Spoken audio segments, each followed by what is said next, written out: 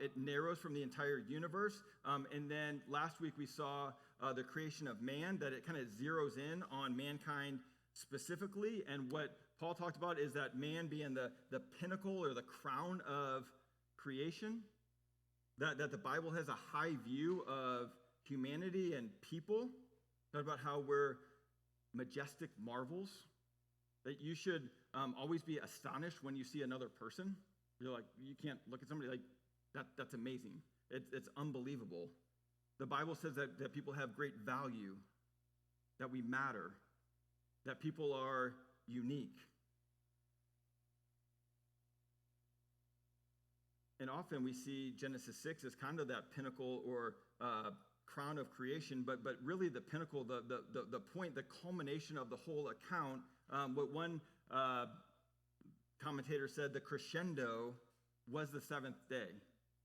And the seventh day is the purpose and the point of the entire count. And at the core of that, we're going to see the point of it is because it's about God. It's about who God is and what he has done.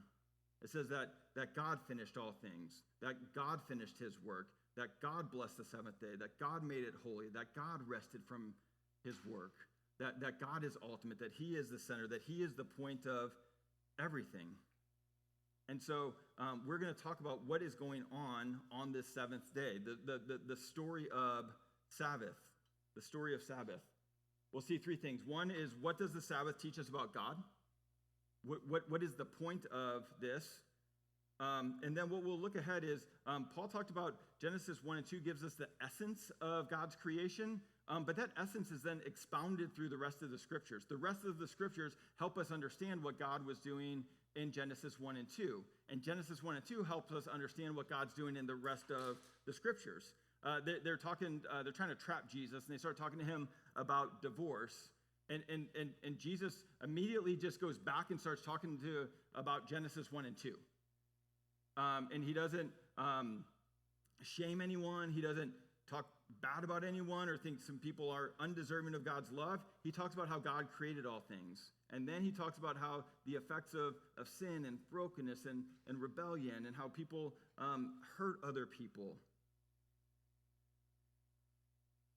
But what we see in the rest of the scriptures is how the Sabbath functions for God's people. So what does it mean for the people of God? And then the last thing that I want to close with is, how can we make Sabbath part of our story?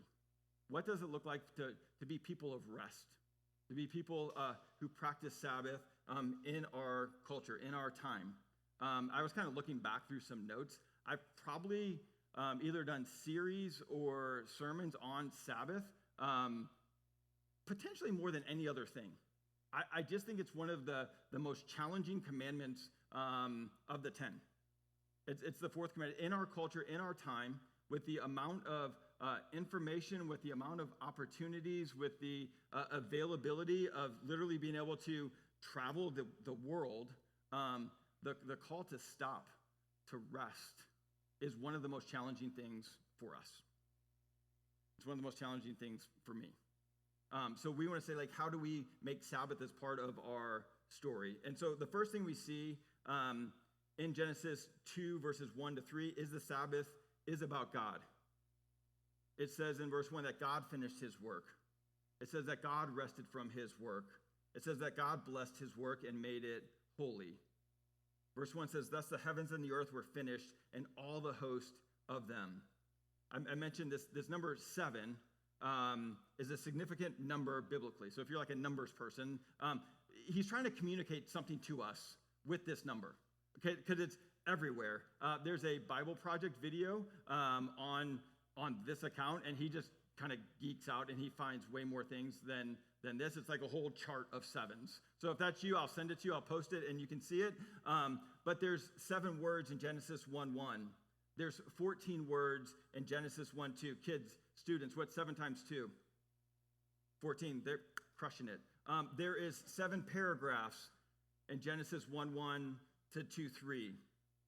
God is used, his name's used as 35 times in that paragraphs. Kids, 7 times 5? 35, right? Land and sky, 21 times. Chapter 2, verses 1 through 3, it's used in each verse. The number 7 is the center in Hebrew of each verse. And so there's something about 7 that's trying to tell us it's the whole point of this entire story. And in the Bible, the idea of 7 is wholeness. It's completeness. And so when he is saying 7, 7, 7 in chapter 2, verses 1 through 3, he's like, hey, the creation is whole. Creation is complete. It says that the heavens and the earth were finished. And what is communicating is God was finished. He completed and perfected his act of creation. His act of creation was brought to a conclusion. He created, and then he stopped. One of the joys, because did stuff happen after Genesis chapter 1, right? He just created the garden, right? And was everything done? Was everything finished? It was like, no. But Derek Kidner in his commentary talks about the idea of Genesis chapter 1 and 2, it's pregnant with creation. And so if you think about a baby, and we have the Tussie crew here today with baby Cooper, that baby starts out in the mother's womb, right? And everything that baby needs to be a human is there. There's nothing new, right? And so I love, like, when we brought a little thing over there a couple weeks, and one of my favorite things about seeing a baby is, like, it's all already there. The fingers are already there. The toes are already there. It's already there. The hair's already there. Some have more, some have less. It's all already there, right? That's what's going on in creation. Now, what happens to a baby? It grows. It develops. It expands, right? It becomes more of what God created it to be. But think of when he says it's finished, like, hey, it was all there. Everything that God created was there. He didn't need to create anything new. It was complete. It's there. That's what he's driving at when he says that it is finished. And this would have been an encouragement for the people of God, because he wrote it to the people of God who were in the Exodus. They were traveling through the wilderness. They were traveling through the desert. And God's like, hey, I'm gonna make you into a great nation. I'm gonna give you this land. And they're roaming around. It's like, hey, God, it doesn't quite seem like you're gonna do what you said you were gonna do. And what God is encouraging them with, and what we need to encourage ourselves with, is that God completes what he starts. If God said he is going to do something, he will complete it. He will finish it. Now, y'all might be alive long enough to know that, like, God doesn't complete and finish things the way that we think that he should often complete and finish things. It might not go the way that you think it should go, but God will complete. God will do what he says he will do. Philippians 1 said that he who began a good work in you will bring it to completion at the day of Christ Jesus. God says he will make you more and more into the image of God. One day you will be holy. That's a process that he will complete. He will finish. Creation, it starts as a garden. And if you go to the end of the book, Revelation chapter 20 to 22, it's a garden city. This garden has expanded to cover the whole face of the earth. And it's a city, it's a place for God and his people to dwell. Genesis 1 and 2 is just the start of that. And then it expands through the whole world. And he says he will bring it to completion. He will bring it to perfection. We can rest. The second thing that we see about God in verse 2 is that it says that, it sounds weird, and on the seventh day, God finished his work that he had done, and he rested on the seventh day from all of his work that he had done. It says that God rested from his work. The word rest there means to cease from work, to cease from his work of creating. He stopped creating. Now, one commentator said, God didn't need a breather. Like, oh, that was really difficult. Let me catch my breath. Karina's like been lately. She's like, "Hey, are you okay? Like you seemed like out of breath. Are you there?" Like God didn't need that. And I was like, "No, I'm just old. Like that's what's going on. Like stuff that didn't cause me to breathe heavy before now has. All right. But I'll get it checked out. We'll look at it. God doesn't need a breather. He's not tired. In fact, John 5 says that Jesus says that God continues. My Father is at work now. God created all things and he sustains all things. But when he says that God rested, it means that he stopped, and the rest is a deep pleasure, a rest of satisfaction, a rest of enjoyment.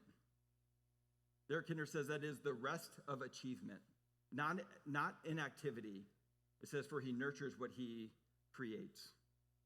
Yesterday we were at Edna Runner, and we just kind of asked them for a to-do list, like, hey, whatever cost, it's an after-school center for kids, and then they have a senior aspect of it, and we were like, hey, kind of watching there after being there for a while, like, hey, what do you pay somebody to do, or what do you have to do to yourselves that for yourselves that we could free you up financially and with your time, that we can do so you can focus on the kids? Because if you got to do like background checks and all that stuff, it's a hard thing to be able to serve the kids. We can still do it and do it. But anyway, I was like, hey, what can we do? So we just like, it's like a honey-do list. It's like the Saturday morning, once a month, what do you need to do? So we clean the vans. Travis, who's the executive director, was here a couple of months back. It says it saves them $6,000 a year for us to clean their vans, right? We wipe down the tables. We got some teachers in the house. Like, you know what a table looks like where kids eat snacks every day. You got 100 kids eating a snack with milk and Capri Suns and all the goodness. Goldfish, right? Graham crackers. We clean the tables, right? And then they have a garden in the back where it's like they can grow food and make the food, and it's awesome. And so yesterday, we did the garden. Marcia sat there and scrubbed this like water feature and scrubbed all the algae off of it. We were back there, and they replanted the soccer field. It's like, just so y'all know, I love grass. Like the grass you walk on, not the grass you smoke.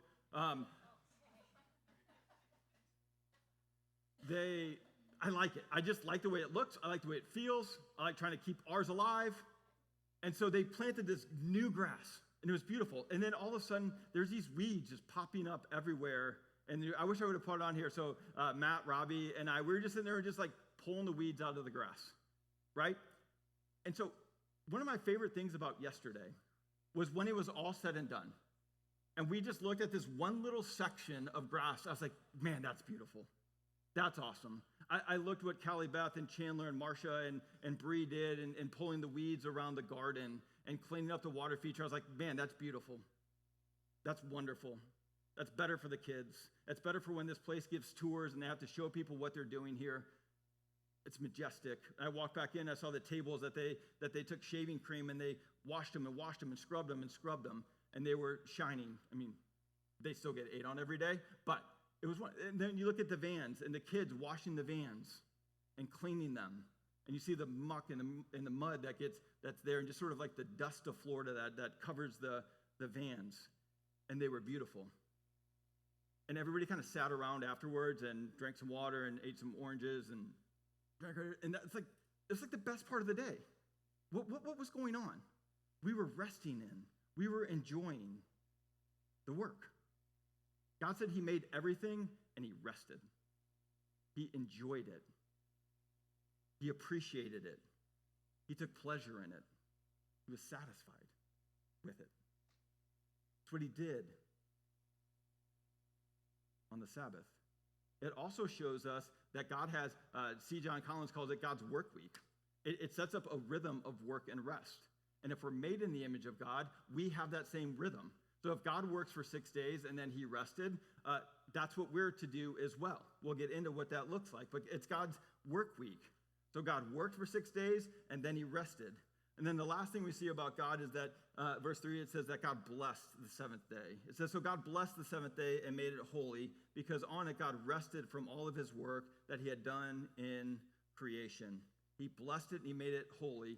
Kent Hughes says that God's blessing bestows on this special day, holy, solemn day, a power which makes it fruitful for human existence. The blessing gives the day, which is a day of rest, the power to stimulate, to animate, to enrich, and give fullness to life. There was something about the seventh day that caused it to be fruitful, to multiply. We saw it when Paul preached on creation of man. It says that God made man in his image, and it says that he blessed them, and he said, be fruitful and multiply. And that's what he's done with creation. He created it, and he blessed it, and he says, be fruitful, multiply, expand, Have my glory cover the face of the earth.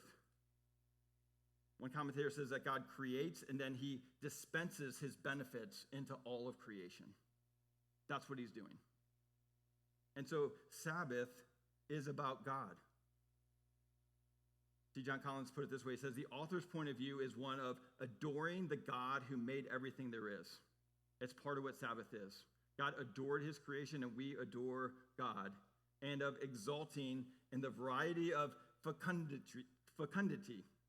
I looked it up. And I actually listened to Google talk, how do you say that word? Which I just butchered.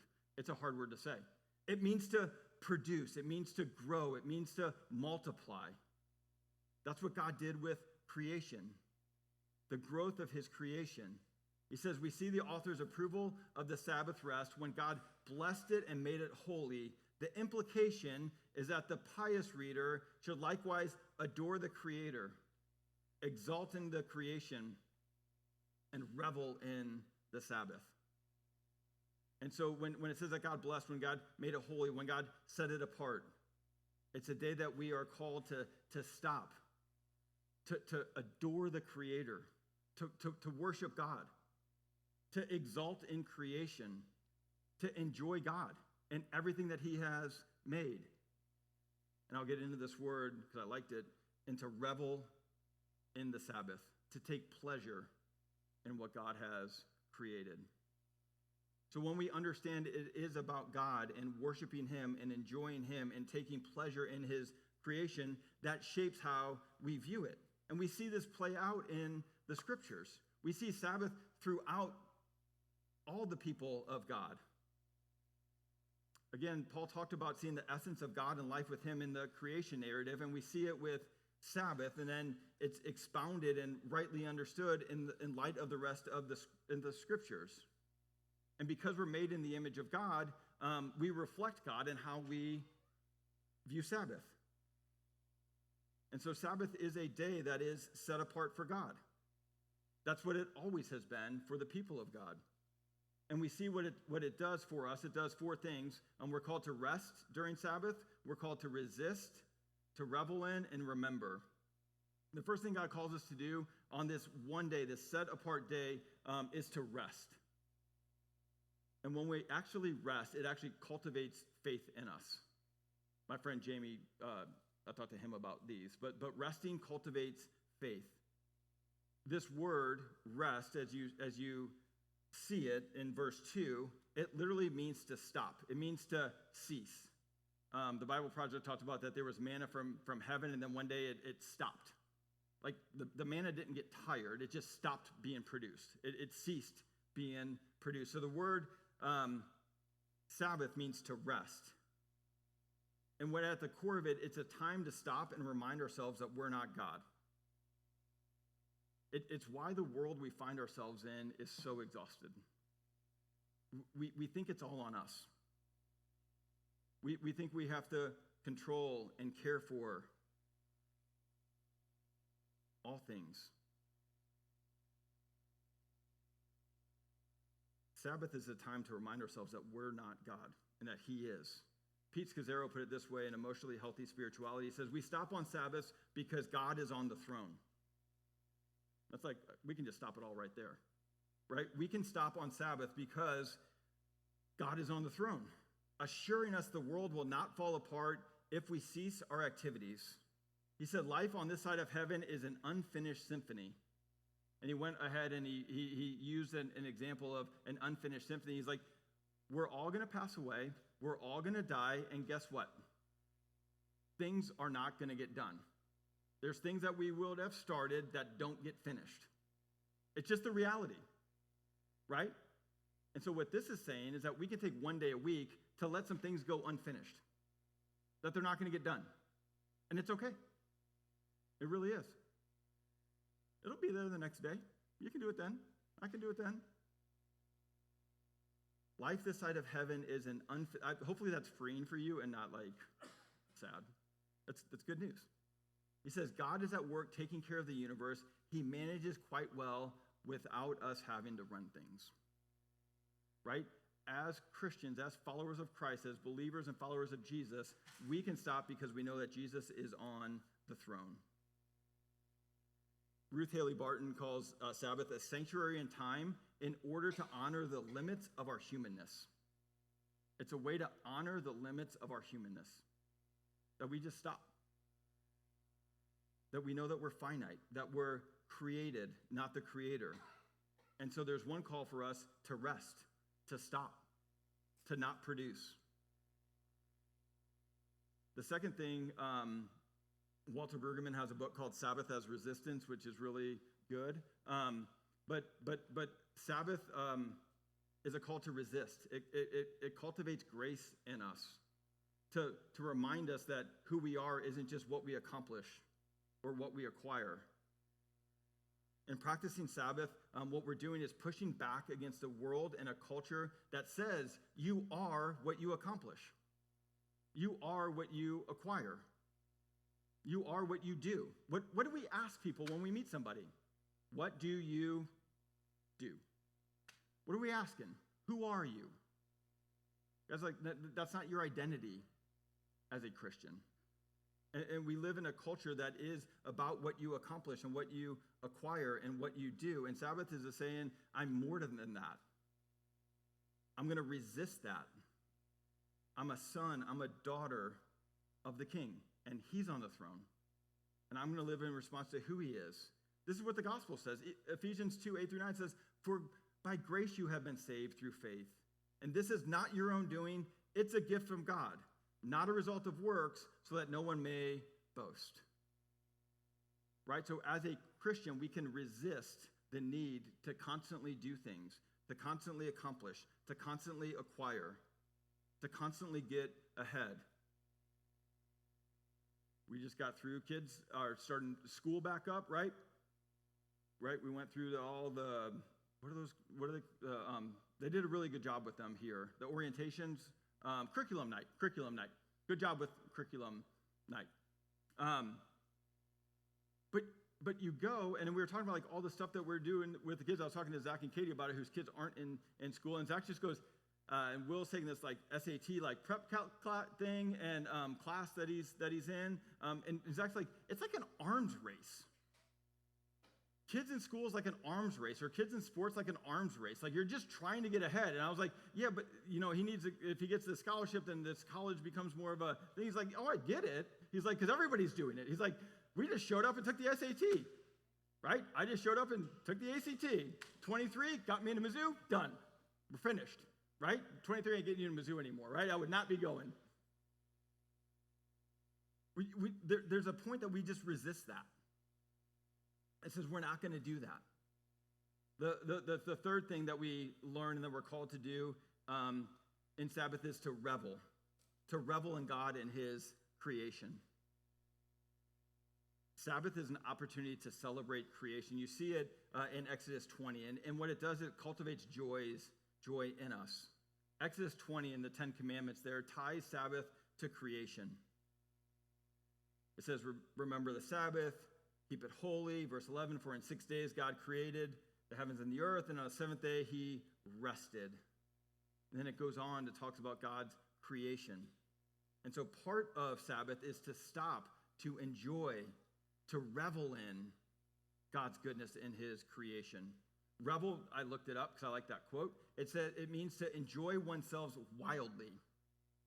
To enjoy oneself wildly and to take great pleasure in something. God's calling us to take great pleasure in his creation, to enjoy it wildly. Is that what you think of when you think of Sunday? I'm going to enjoy everything that God has given me wildly, to enjoy what God has made, to enjoy the fruits of our labor, to actually stop and enjoy all the things that God has given us. That's part of what we're called to do. John Mark Comer has like this quippy little thing where he talks about people reject, like kind of the deceitfulness of our hearts and our kind of rebellion because we reject Sabbath. He's like, it's like rejecting ice cream. God's like, I'm going to give you a day to do nothing, but enjoy everything that I have given you and enjoy me. And we're like, nope, I'd rather work. I'd rather grind it out a little bit more. I'd rather accomplish more. I'd rather acquire more. There's a call to revel, to cultivate joy, to enjoy God and his creation. Another aspect of Sabbath is a call to remember. If in Exodus 20, Sabbath is sort of tied to celebrating creation, and Deuteronomy 5, there's a call to celebrate redemption, to cultivate our love from God. And what it does is God reminds them that they were slaves in Egypt, but that the mighty Lord had redeemed them. And so he says, observe the Sabbath and keep it holy. Verse 15 says, you shall remember that you were a slave in the land of Egypt, and the Lord your God brought you out. Sabbath is a set-apart day to remember who God is, to remember what he has done for you. That's what we're doing here, like a remembrance service.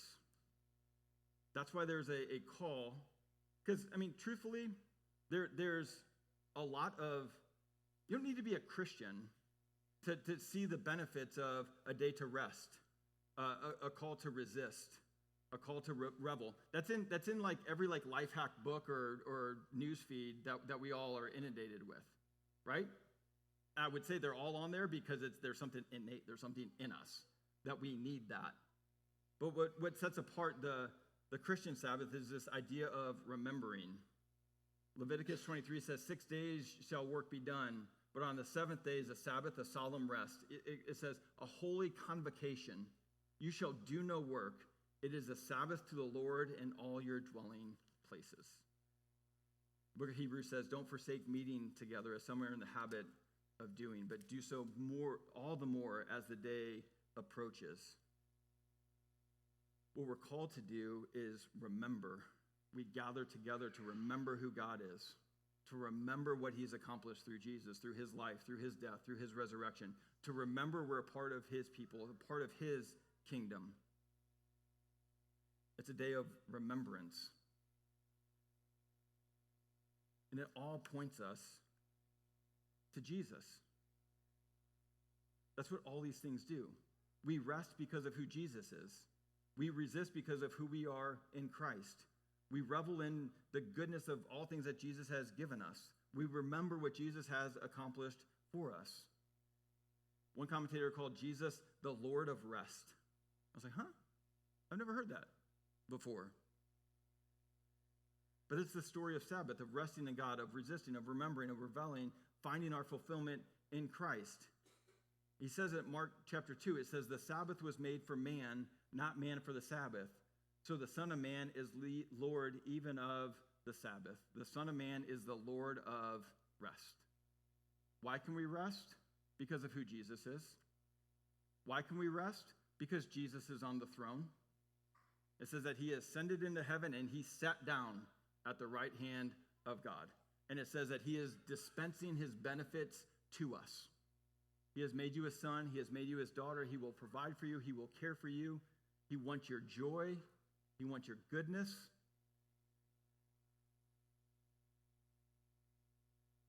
Jesus says, come to me, all who labor and are heavy laden, and I will give you rest. Take my yoke upon you and learn from me, for I am gentle and lowly in heart, and you will find rest for your souls. For my yoke is easy and my burden is light.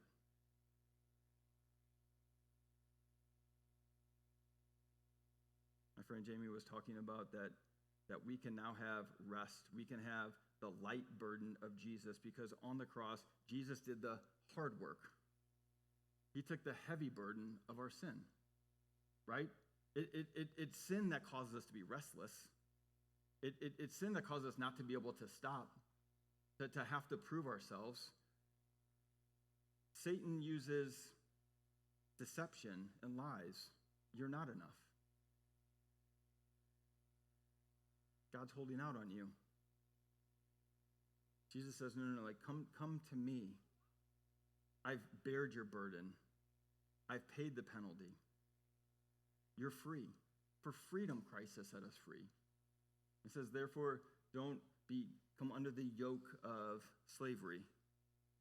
So when we have a right understanding of who Jesus is, that he is the Lord of rest, we find rest for our souls. That's what Paul was talking about. He says that our souls are restless until they find their rest in thee. That's what Jesus has done. That's what Jesus has accomplished. And now we need to remind ourselves of that. We can stop. Why? Jesus is on the throne. We can stop. Why? I don't have to prove myself anymore. I don't have to live with a posture of shame, of guilt. I'm forgiven. I'm accepted. I'm loved. I've been redeemed. I can rest. And so I wanted to just give some practical things. We can talk more about these in community groups. I got a couple like articles and things that we just have in general. But what does it look like to make Sabbath as a part of our story? What does it look like for each of us to have resistance, to rest, to revel, to remember? And I think you have to start is that we see Sabbath as an act of resistance. That we live in a world and our hearts are sort of trained to constantly want to accomplish, to do more, and we actually have to resist it. And I can do this because, like, have you ever tried to walk away from work? Have you ever tried to, like, walk away from producing, from being active?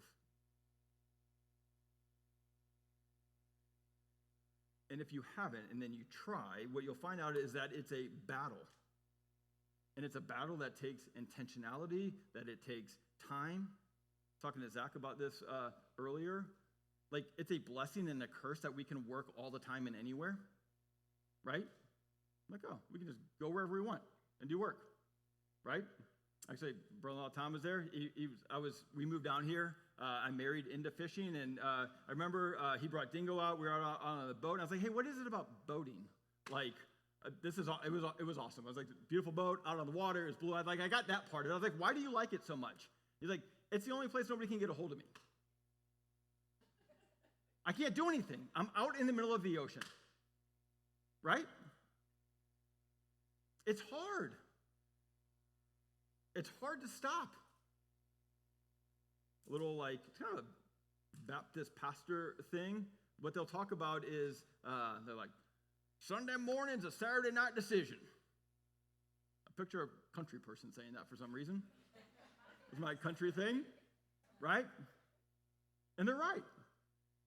Right? But I would take it a step further. I would say Sunday morning is a Monday morning decision.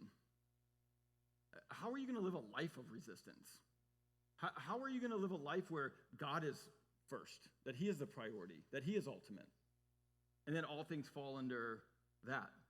It takes intelligence. We must see Sabbath as an act of resistance.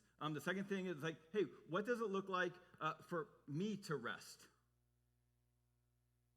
The call is to pick a 24-hour window to just stop. Ideally, that would be Sunday.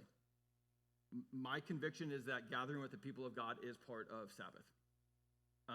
Now, that doesn't always work. For thing, I talked to Chandler. He's a firefighter. He's not here right now. God, why? He's out like saving people's lives. He's bringing healing and restoration to the Sabbath, right? Lee's here. Yep, there's Sundays he's not here. Why? Firefighter. He's working, right? He's doing what Jesus was doing on the Sabbath, healing people. So you can't get legalistic with this stuff, but in general, there is a call to gather with the people of God on Sunday. And then there's a call for us to rest, to take time for what Tim Keller called sheer inactivity. Take a nap. This will be me in about 3 hours. Our kids are like, you're so weird. Right? I will lay on the couch. I will turn on a golf course tournament. I actually like the earlier part of the golf tournaments, like where it's like super boring. It's not like who's going to win and you get all into it. Like I like the boring, like, and they're like, Dad, you're sleeping. And they try to change the channel and they put on something. I was like, nope, don't change the channel. Like it's like my, what are those little noise machine in the background? Why? So I can have sheer inactivity. I don't want to do anything. I got a little corner of the couch. We got a couch that goes like this and I lay that way. It's great. Don't do anything. Take a nap. Go sit on the beach. We got this thing. It's right over there. It's very big. It's got sand. You can bring a chair. You can sit in the sun. And you don't do anything. It's amazing. Go try it. Rest. Stop. But it's not just resting and stopping. This is what I was talking to earlier. Like, it's more than like doom scrolling and bed rotting. Guys, are we familiar with bed rot? Yes, right? Okay. Go Google it. Right? It's literally sitting in your bed for hours upon end just with your phone. It's a phenomenon. And they were talking about how teenagers do this, and then all these comments under the article were like, I'm 52, that's what I do. It wasn't just the kids, right? That's not restful. Rest. The next thing that we're called to do is revel. Revel in God's goodness. Revel in God's creation. What do you enjoy? What is something that you just really like? Remember Larry and Mary Ellen's son Dan, I was talking to him about this, and he was talking to a mentor, a counselor type, and he's like, yeah, I just think I like golf too much, right? And then the guy was like, hey, tell me more about that. And he's like, well, what do you like about it? And he just started telling him about what he likes about golf. And the guy's like, it sounds like you really do like that. And he goes, I do. And then he goes, you should do that more. And he's like, I don't think I'm supposed to do that more. And he's like, I think you are. You really enjoy it. You should do that. And so he plays golf. He shot 68 the other day. It's great. He's really good. Right? But what do you enjoy? Are you an introvert? Are you an extrovert? Right? You need to ask, what is your job? There's a Jewish rabbi that talks about that a lot of pastors quote, but he says, if you work with your hands, then Sabbath with your mind. If you work with your hands, Sabbath with your mind. And if you work with your mind, Sabbath with your hands, right? So I read and pray and talk to people and get this stuff together, right? And so it's not restful for me just to do that some more, right? So I like cutting the grass. I like sweating. I like going for bike rides. I like doing stuff. There was a guy at our church in Orlando, and he was in his 50s, and he was a tree trimmer. Dude was like a ninja. And so we had this tree, we bought this house, and the mail lady called it the jungle, and so we needed all the trees trimmed. And Luke was just flying around with this chainsaw and these ropes, trimming all these trees down. And I'm like, man, that looks like really hard work. And you could die very easily doing that. And I'm like, Luke, what do you like to do for Sabbath? And he's like, I read. Right? He's like, I lay there and I read. I'm so hot, I'm so tired, I'm so sore every week that I just read. Ryan O'Malia, part of Crosspoint, he's an eye surgeon, right? Focused, delicate, messing with people's eyes, right? And I'm like, Ryan, tell me about Sabbath. He's like, my favorite thing to do is I wake up really early in the morning. He's also the father of 5 little kids. Wakes up early in the morning. He goes, I go kite surfing. Let me tell you about kite surfing, right? He's just ripping through the ocean. He's like, there's this one time I got thrown into the rocks and I thought I was going to die and blah, blah. Why? It's the opposite of what he does the other 5 days of the week. So what causes you to revel, to enjoy God? There is a vocational activity. What's not your job that you like to do? What's recreational that you like to do? What refreshes you? Keller talks about what is aesthetic rest. How can you just take in beauty? Karina helps me with that. She likes pretty things. She likes architecture and landscaping and painting, all of it. She makes things look beautiful. And she's helped me learn to appreciate that. I was like, I don't know, it's fine. It's a painting. How can you revel in God's creation? And then the last thing, we'll close with this, is what does it look like for you to remember? How can you take contemplative time for silence, time for scripture, time for prayer, time to be with God on your own? It's a part of Sabbath. But there's also a part of Sabbath that's a corporate gathering. Again, don't forsake meeting together as some in the habit of doing. Why? This is what we're made for. We're made to worship God, to rest in God, to be reminded of who God is. It's a time to remember. It's one of the things that we kind of fluctuate with our Crosspoint communities. Right now, we go to the Sunday group because our kids are teenagers and there's like practices all the time, right? And so Sunday night, and so my promise to people who are in the Sunday group was like, hey, this is going to be a restful group. We're going to come, we're going to talk about the scriptures, but we're going to have dinner. And so your kids are going to go home, and we're going to end at 6:30. So they'll be home and fed, and you don't have to meet with dinner, and it's going to be restful and relaxing, and you're going to want to come. It's part of it. And so what does it look like for you? How do you need to evaluate your life and say, hey, what does it look like to resist a culture of earning? What does it look like for me to actually stop? To pick a window of time to stop? What causes me to revel in the goodness of God? And how can I remember who he is and what he has done through Jesus? Let's pray.